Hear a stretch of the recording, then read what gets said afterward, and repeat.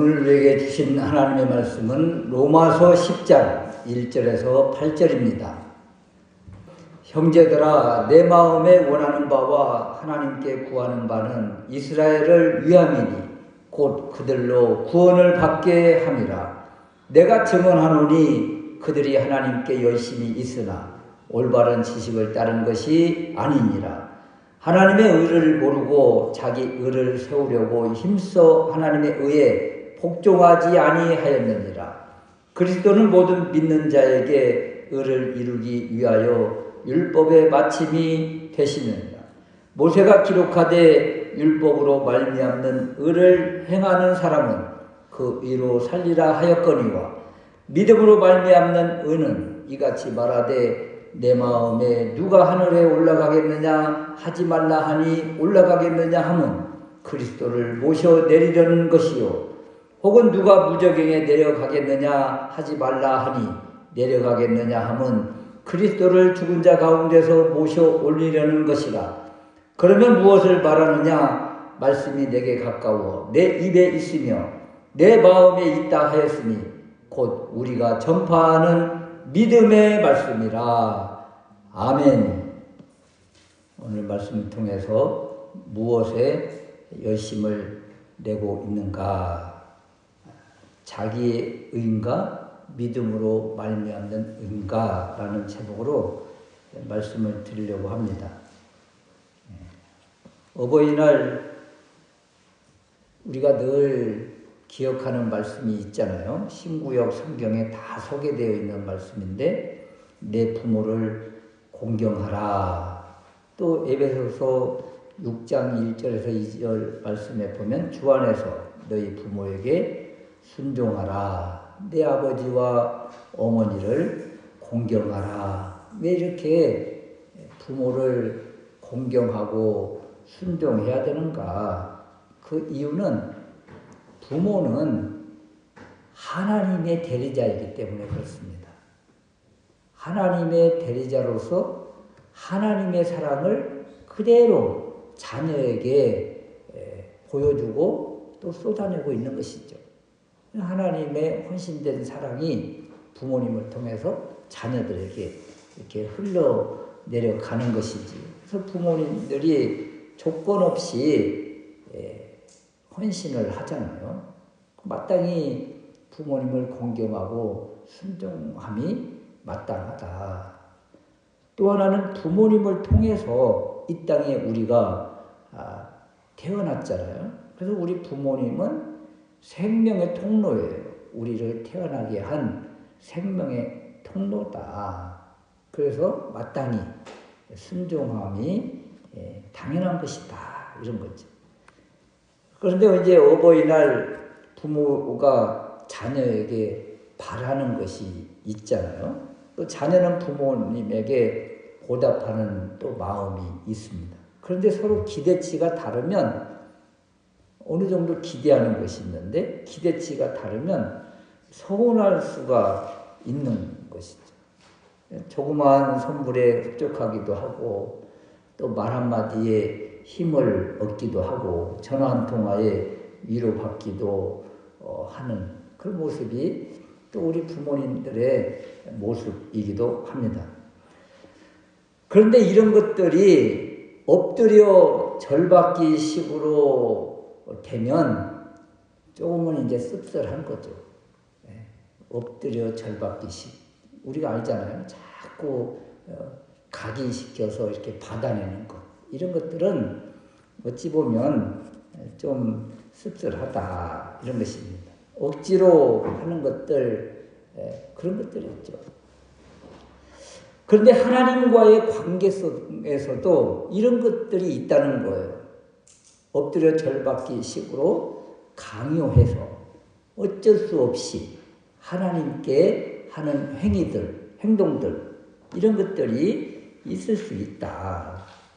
억지로 하면서 타인을 무시하고 자기를 드러내고 과시하는 신앙생활이 있습니다. 오늘 3절 말씀에 보면 자기의, 곧 자기 열심이라는 말이 나오잖아요.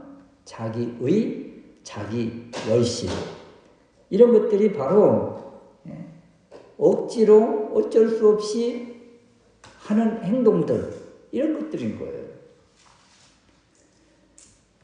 또 이와 반대로 자기를 내려놓고 하나님을 바라며 사는 삶, 자기 기준이 아닌 말씀이 기준인 삶을 사는 사람이 있습니다. 이런 사람의 삶을 6절 말씀에는 믿음으로 말미암는 의다, 이렇게 이야기를 해요. 여기 자기 의와 믿음으로 말미암는 의, 이 두 가지의 모습, 정상반된 모습이지만 이 양쪽 다 공통점이 하나 있는데, 그것은 열심을 내고 있다는 거예요. 열심을 내고 있다. 한쪽은 잘못된 열심이고 한쪽은 하나님이 기뻐하시는 열심인데, 똑같이 열심을 내고 있는데 잘못된 열심을 내는 사람은 자기가 잘못되어 있다는 것도 잘 모르면서 열심을 내고 있다. 그래서 오늘 말씀을 통해서 우리의 힘씀과 애씀이 하나님이 기뻐하시는 바른 열심인가, 우리의 집중하는 것이 하나님께서 기뻐하시는 그런 집중인가, 아니면 자기 만족의 집중인가, 이런 것들을 깨닫는 귀한 시간이 되었으면 좋겠습니다. 첫 번째는 잘못된 열심이 있습니다. 이 열심, 이 단어는 열정, 열광, 환호, 집중, 이런 의미를 가지고 있어요. 열심이 없는 사람의 모습은요, 그냥 눈에도 보여요. 일반적인 일상적인 믿는 사람이나 믿지 않는 사람이나 열심을 내고 있는지 아닌지, 열심이 아예 없는 모습인지 금방 알 수가 있습니다. 그래서 열심이 없는 사람의 모습은요, 우울증 걸린 사람처럼 무기력한 모습이 보여요. 무슨 일을 해도 기쁨도 없고 하려고 하는 마음도 없고 그런 사람, 그런 모습이죠. 그런 열심히 있는 사람은 무슨 일을 하든지 어떤 일을 하든지 어디에 있든지 그 일에, 하고자 하는 일에 집중하면서 빠져드는 것이죠. 그래서 이 열심은 사람이 어떤 것에 대한, 어떤 일에 대한 집중, 이런 열심이라는 말도 있지만 사람이 하는, 우리가 하는 열심도 있어요. 또 하나님도 열심을 내신다는 그런 표현이 있습니다. 하나님도 열심을 내신다는 거예요. 하나님의 열심, 이런 말인데요, 하나님도 우리를 구원하기 위해서 온 자연 만물을 동원하시기도 하시고, 심지어는 독생자 예수 그리스도를 내어주시기까지 하셨잖아요. 이런 것들이 바로 하나님의 열심입니다. 하나님의 열심. 바울 자신도요, 열심을 냈었다고 이야기를 합니다. 고린도후서 11장 2절 말씀에 보면, 내가 하나님의 열심으로 너희를 위하여 열심을 내노니, 하나님의 열심으로 너희를 위해서 열심을 냈다, 이렇게 고백하고 있잖아요. 내가 너희를 정결한 처녀로 한 남편인 그리스도께 드리려고 중매함이로다, 이렇게 그리스도께 드리려고 중매하는 일에 열심을 내었다. 여기에 하나님의 열심, 또 사도 바울의 열심, 이런 말이 나오잖아요. 그런데 여러분, 사도 바울이 예수 그리스도 우리 주님을 만나기 전에도 열심을 낸 적이 있었어요. 그때의 열심은 어떤 열심이었어요? 주님을 만나기 전에 열심. 예수 그리스도를 믿는 사람들을 붙잡기 위해서, 죽이기 위해서 혈안되어 그냥 집중하면서 열심을 냈던 이 잘못된 열심. 사도 바울도 잘못된 열심이 있었다. 그래서 열심은 열심이로되 목적이 잘못되면, 방향이 잘못되면 잘못된 열심이 나올 수 있다. 그러니까 사도 바울이 주님을 만나기 전에 정말 얼마나 열정적으로 일을 했습니까? 방향이 잘못됐잖아요. 목적이 잘못됐잖아요. 하는 일들이 오히려 하나님을 대적하는 그런 모습이었잖아요. 지금 이스라엘의 모습이 이렇다는 거예요. 이스라엘의 모습이 잘못된 열심을 가지고 지금 열정적으로 지금 감당하고 있다. 3절 말씀에 하나님의 의를 모르고 자기 의를 세우려고 힘써 하나님의 의에 복종하지 아니하는구나. 뭐 사도 바울이 변화되기 이전의 모습과 너무 똑같은 모습 아닙니까? 자기 의를 세우려고 힘쓰고 있다. 열정적으로 일을 하고 있다. 이것이 오히려 하나님의 의에 복종하지 않는 모습, 하나님의 반대편에 있는 모습, 하나님을 대적하는 모습, 자기는 나름대로 열정적으로 일을 하고 있는데 이것이 다 하나님의 반대편에서 하는 일들이다. 자기 의를 세우려고 목적이 잘못된 열심이죠. 왜 다른 것을 향해서 이렇게 몸부림치며 열심을 내고 있습니까? 2절 말씀에 이유를 소개해 줘요. 그들이 하나님께 열심히 있으나 올바른 지식을 따른 것이 아니다. 여기 올바른 지식을 따른 것이 아니다. 하나님께 대한 열심, 열정적으로 지금 열심을 내고 있는 이 일이 왜 비난을 받는가? 올바른 지식이 결여되어 있는 상태에서 잘못된 지식을 가지고 그 일을 감당하니까 더 일이 비틀어지는 거예요. 여기 올바른 지식이라는 것은 반드시 알아야 하는 것입니다. 반드시 알아야 되는 지식이 무엇입니까? 하나님에 대한 지식. 구원을 주는 지식. 복음이죠. 복음을 모르는 상태에서 율법을 행함으로 얻으려고 행위에 집중하는 이스라엘의 모습. 이런 것들이 바로 올바른 지식을 가지지 않는 상태에서의 열심이었다. 자기 지식으로 열심을 내고 있다는 거예요. 얼마나 어리석은 모습입니까? 이런 열심을 내면 낼수록 실타래가 더 흐트러지는 모습이에요. 결국 해결 불가능의 모습이 되는 것입니다.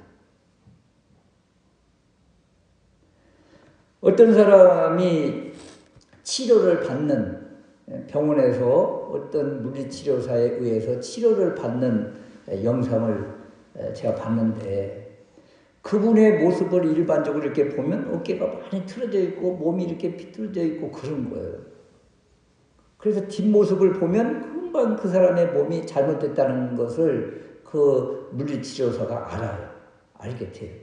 그런데 이 앞을 보면 앞이 정상적인 사람처럼 뭐가 여기 드러나고 삐뚤어지고 뭔가가 나와야 되는데 앞은 또 정상이라는 거예요. 앞은. 그래서 그분이 그 사람을 진단하는데 표현이 이런 거예요. 실타래가 꼬여있는 상태에서 자신의 몸을 교정한다고 힘써서 운동을 해서 앞에 몸은 정상적인 것 같은데 뒤에 몸은 실타래처럼 완전히 꼬인 상태에서 쭉 힘을 써서 몸이 지금 이렇게 망가져 있다. 그 얘기를 하는 거예요. 여러분 몸이 이렇게 뒤틀려져 있는 사람이 자기 나름대로 다른 몸을 가진다고 힘쓰게 되면 잘못된 실타래는 여전히 꼬여있는 상태에서 힘을 쓰면 어떻게 되겠습니까? 앞에는 반듯해 보이지만 뒤에는 다 뒤틀려서 온몸에 힘을 제대로 쓰지 못하고 통증을 가지고 있는 거죠. 지금 이 잘못된 열심이라는 것이 이런 것입니다. 자신이 가지고 있는 지식이 잘못되어 있는데 잘못된 지식을 가지고 열심으로 일을 하면 할수록 하나님과의 관계는 더 뒤틀려 버리는 것이죠. 이스라엘의 모습이 지금 이런 것입니다. 자신이 잘못되어 있다는 지식, 잘못 알고 있는 것을 가지고 적용을 하려고 하니까 인생이 다 뒤틀리는 것이죠. 시골에 살던 어떤 아가씨가 말이에요. 서울에 가서 화장실, 친구들과 같이 가다가 화장실을 갔는데 결국 나오지를 않더라는 거예요. 그래서 방송에 나오는 거예요. 어쩌을까라는 사람을 찾는 거예요. 어쩌을까라는 사람을 계속 화장실에서 찾는 분이 계시는데 어쩌을까라는 분 계세요. 그러는 거예요. 방송에서.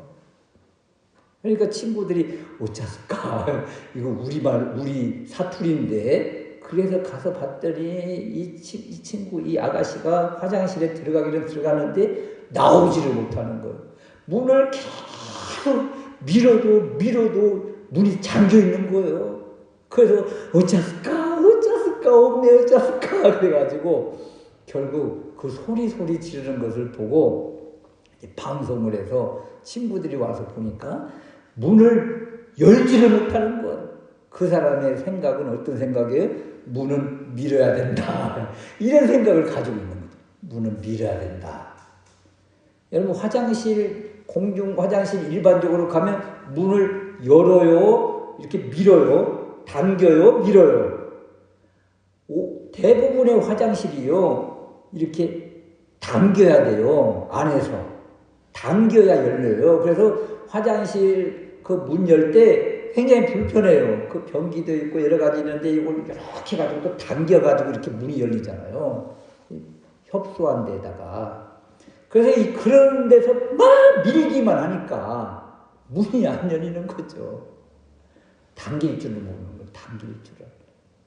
그러니까 자신이 알고 있는 지식이 전부라고 생각하고 그걸 적용을 하니까 문이 안 열리는 거예요. 안 열리는 거. 우리가 하나님과의 관계성 속에서 또 알고 있는 말씀 지식들 이런 것들 우리가 잘못되어 있는 것을 가지고 그걸 가지고 몸부림치고 열심을 내면 하면 할수록 더 문은 더 견고하게 닫히고 하나님과의 관계는 뒤틀리고 우리는 아무 응답이 없는 이런 모습의 삶이 되는 것이다. 지금 이스라엘 백성들이 이런 모습이다. 하나님을 아는 지식이 잘못되어 있고 이 율법을 가지고 자기의 노력과 자기의 의와 자기의 공로로 열심을 내니까 아무것도 이루어지는 것이 없더라. 그래서 자신은 이렇게 열심을 내는데도 불구하고 아무것도 얻어지는 것이 없다면 어떻게 생각을 해야 돼요? 내가 무엇이 잘못되어 있는가? 뒤돌아볼 줄 알아야 되겠다. 이런 것입니다. 그래서 오늘 잘못된 열심을 가지고 이렇게 힘써서 일하고 있는 이스라엘의 모습들, 이 모습은 올바른 지식이 결여되어 있으니까, 올바른 지식을 모르니까, 구원을 주는 지식을 모르니까 이렇게 자신의 열심적인 행위로 하다가 결국 하나님과의 관계가 더 막혀있는 안타까운 모습을 우리에게 보여주고 있는 것입니다. 그렇다면 하나님이 원하시는 기뻐하시는 열심은 무엇인가 이런 것인데 5절 말씀에 율법으로 말미암는 의라는 말이 있고 6절 말씀에 믿음으로 말미암는 의라는 말이 나옵니다. 완전 반대의 말이잖아요. 율법으로 말미암는 의는 행위에 모든 것이 초점이 맞춰져 있고 믿음으로 말미암는 의는 믿음이 초점입니다. 믿음이 중심인 거예요. 이 극과 극의 모습이에요. 그러니까 6, 7절의 말씀을 보면 율법으로 말미암는 행위에 초점이 맞춰져 있는 사람의 모습과 믿음이 중심인 사람의 모습이 어떠한지 극명하게 나타나는 거예요.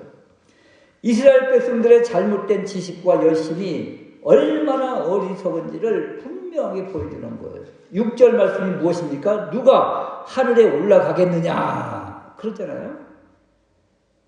이 말씀을 자기 의를 세우려고 하는 사람은 자기가 하늘에 올라가려고 하는 사람이에요. 자기가 하늘에 올라가서 그리스도를 모셔 내려오겠다는 거예요.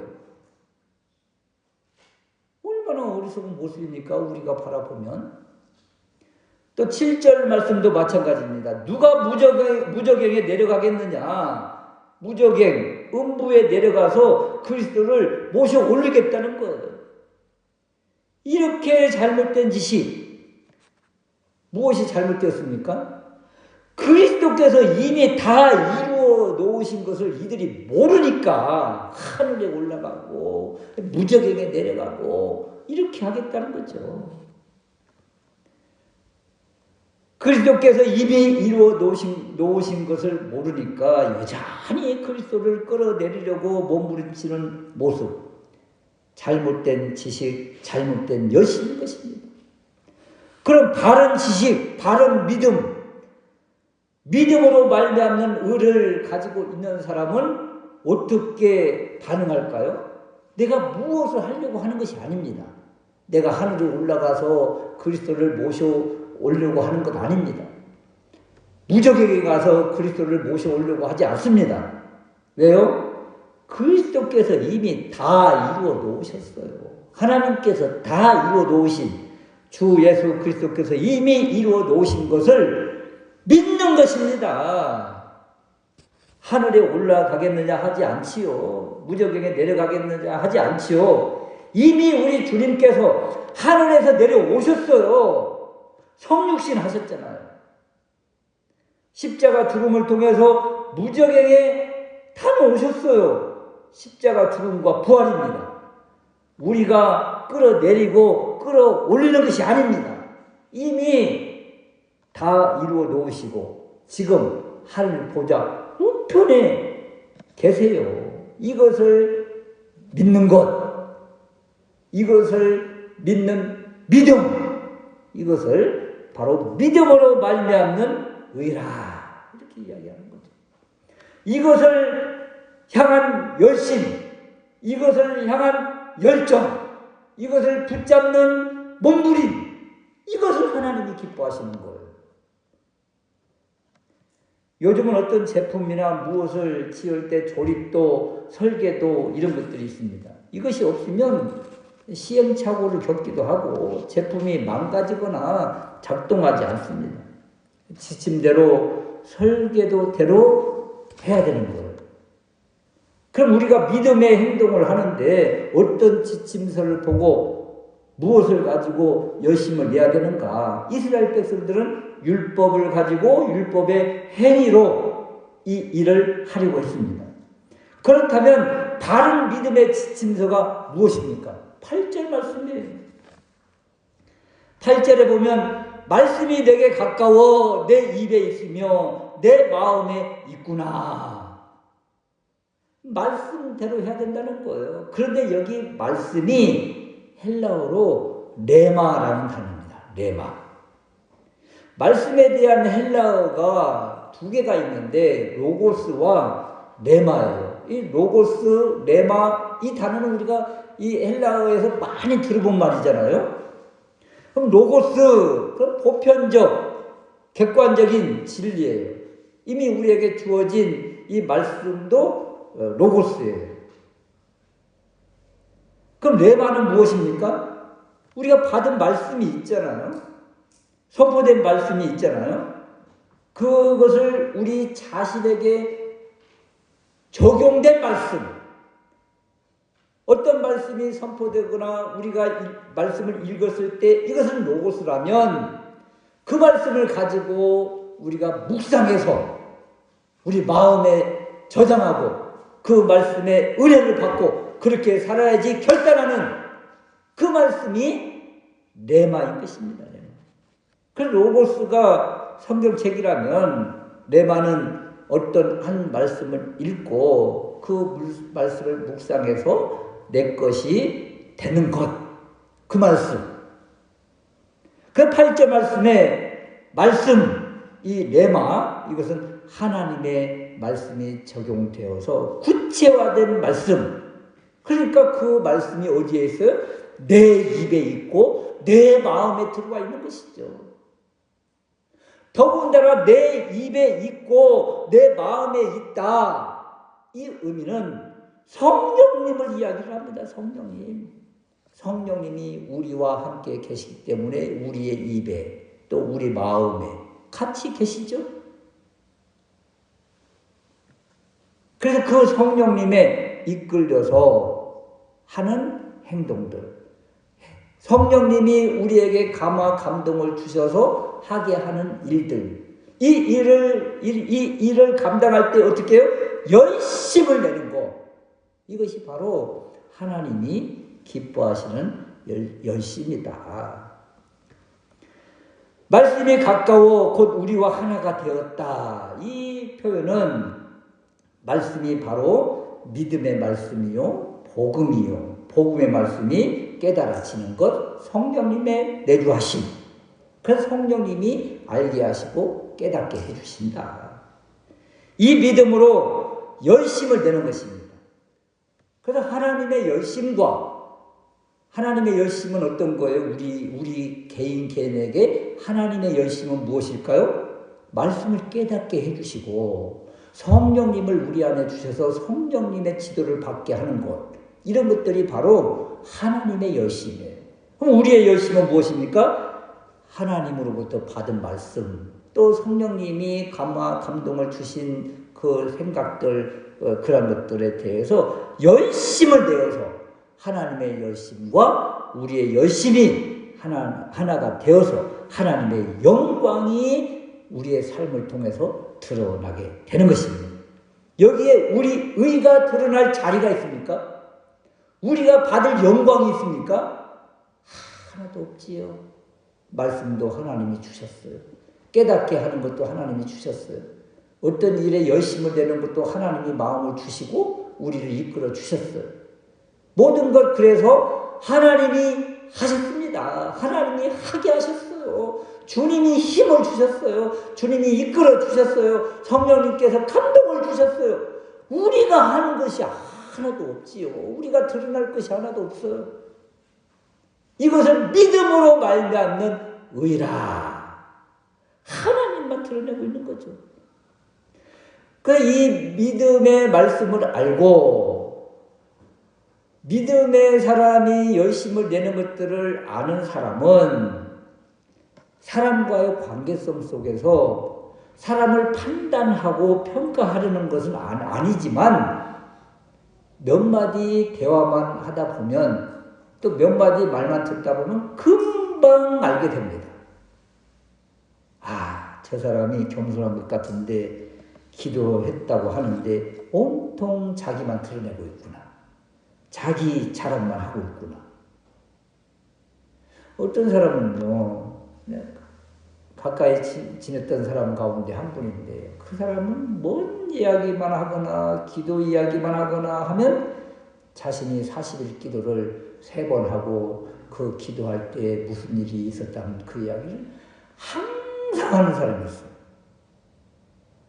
얼마나 대단한 일을 했어요. 죽음의 고비를 넘기면서 그 일을 감당을 했어요. 그런데 그것을 맨날 드러낸다는 것은 어떤 것입니까? 어떤 의미가 있어요? 내가 40일을 3번이나 금식 기도를 했다. 이것을 너무도 드러내는 거예요. 자기가 과시되고 자기를 드러내고 결국은 자기 영광이 되는 거죠. 그 간증도요. 누가 하는 간증들을 바라보면 하나님을 드러내고 있는가, 사람 자신을 드러내고 있는가 금방 알게 되는 것입니다. 자신을 드러내게 되면 지금 이스라엘 백성들이 잘못된 열심을 가지고 지금 하나님과의 관계가 뒤틀려 있는 그런 모습이에요. 모든 일을 다 주님이 하셨다 하고 하나님께 영광 돌리고 자신이 드러나면 가장 손사래를 치면서 아니라고 하고 하나님만 드러내는 그런 삶이 바로 하나님께 영광 돌리는 삶이라. 우리는 어떤 삶을 살고 있습니까? 또 어떤 말씀을 받고 있습니까? 믿음의 말씀은 다른 것이 아니에요. 말씀이 우리 안에서 살아 움직이는 말씀, 우리가 묵상해서 하나님의 뜻이 그렇구나. 그래서 레마의 말씀이 있는 사람은 이제 그렇게 하나님께 영광 돌리는 삶을 살게 되어 있는 것입니다. 성령님의 이끄심을 받고 말씀의 감동을 받고 그리고 하나님께서 기뻐하시는 열심을 내어서 삶의 모든 영역에서 하나님께 영광 돌리는 우리 모두가 될 수 있으시기를 주님의 이름으로 축원합니다. 아멘.